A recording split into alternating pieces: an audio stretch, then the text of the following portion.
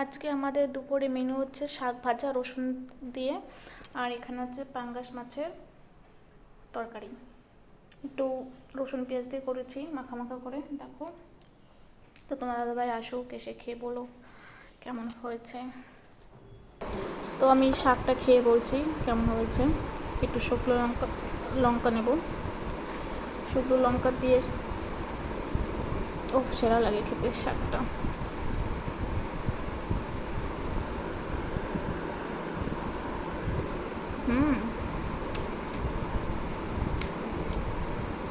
আমার ওটা শাক ভাজা ভালো লাগে খেতে, মানে শাকের যে কোনো রেসিপি খুব ভালো লাগে আমার খেতে।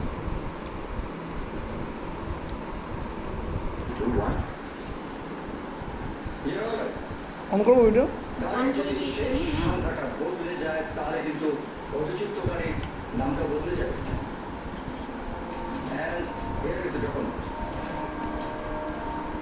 And here is the document. তেলটা দাও। সাত হলে ক্রিকেটার অনির্বাণ তুমি খাবে?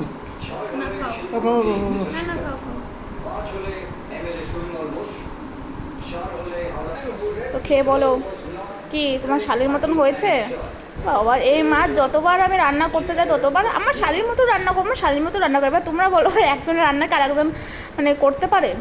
মানে একবার আমার বোনের হাতে রান্নাটা খেয়েছে এই মাছটা, তারপর থেকে শুরু হয়ে গেছে এই মাছ আনলেই হলো আমার শালির মতো রান্না করবা। যাই হোক, শালির রান্না ভালো খায়, আর কি বলা যাবে।